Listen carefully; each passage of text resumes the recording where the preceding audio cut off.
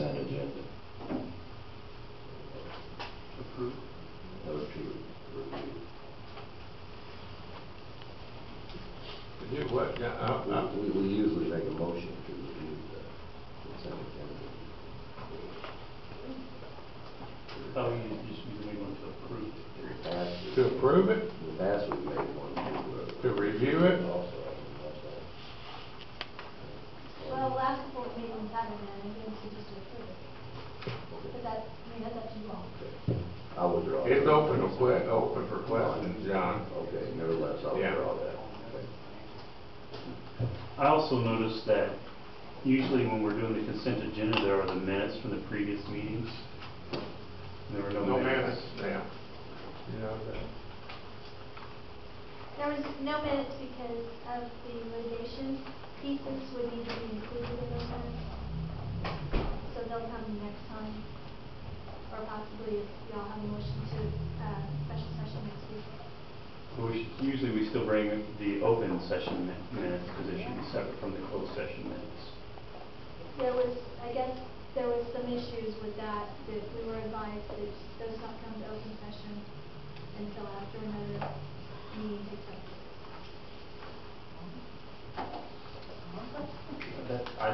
I'm sorry, that doesn't make sense to me. Because we have two separate sets of minutes. We have the open meeting minutes and then we have the closed meeting minutes. And I can understand we're not bringing the closed meeting minutes because things are still in process. But the open meeting minutes should have been brought for consent agenda. Well, the way I understand it is that there was a vote taken in closed session that had to be put in the open minutes because of the vote. There was a vote taken, and so that vote was, I guess it was concerning the litigation, and it's not to be made public until the. But see, that vote would still be part of the closed session. That should be in the separate closed session minutes. It is, but the vote would have to be made public. But that's still separate from the closed and the open minutes. That's. We'll review the sunshine law again, but the way I understood Mike when. Bob, could you give us an opinion on that? Yeah, I think the vote in closed session should be in the closed session then. It shouldn't be, we should still have the open consent agenda to approve from the previous meetings. I don't know exactly what the details are, but then the results of the vote are made public within 72 hours of compliance with the sunshine law.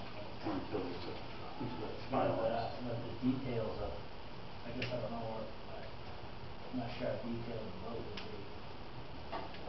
That's the way Two we separate sets of understood it. minutes. Yeah. You know, and Mr. Hayslip, I believe, talked to the Attorney General's office last week just to confirm that we're going to be in compliance with the sunshine law, you know, and to bring those meeting minutes back to you all would require that disclosure of that vote.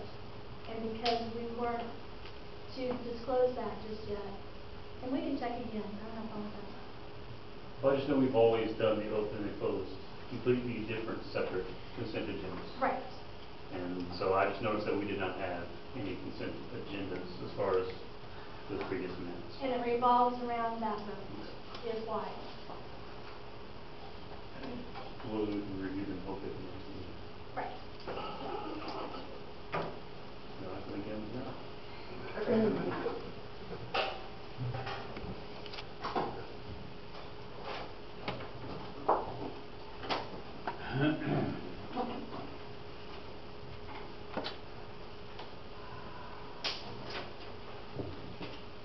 I move to approve the consent agenda as it's been delivered.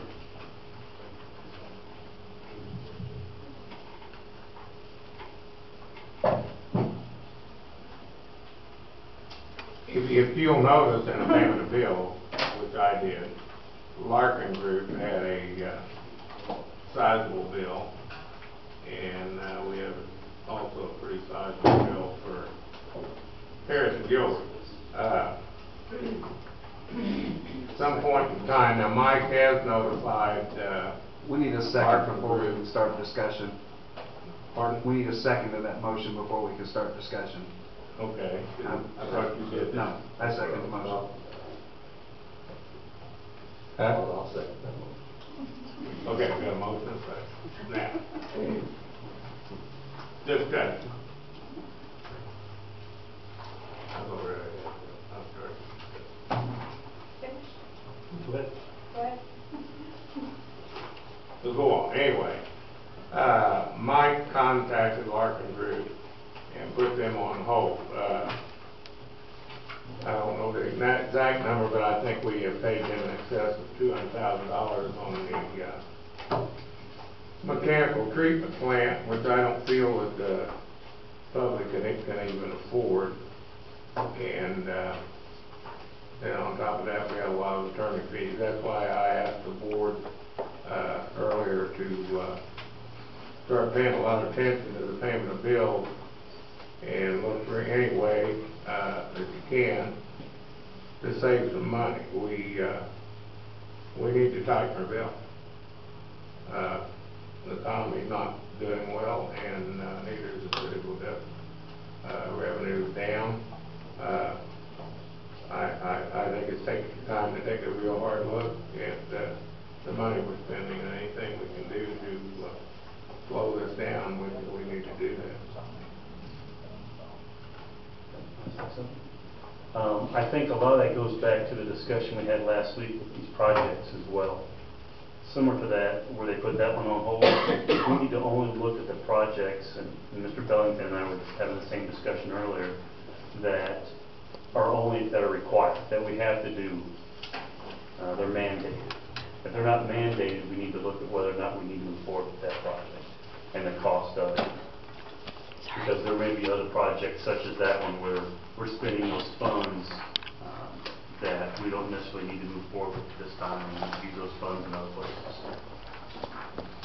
So I would like again to have at least information. I'll call Mr. Hayslip and ask that we at least have information added to this status report to show what is mandated. It's not always laid out here. If it's mandated and the date that it's mandated by would help.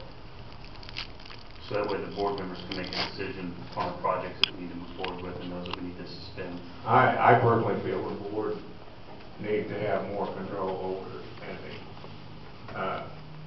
We're spending a lot of money, and I think that should be the decision of the board to spend this money.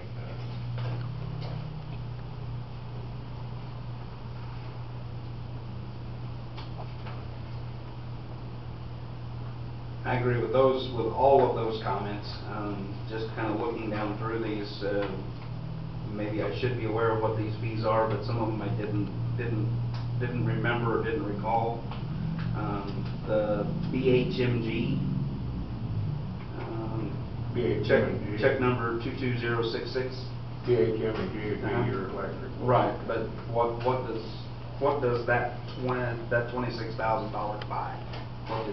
What did we purchase there? Half was that part of the substation work?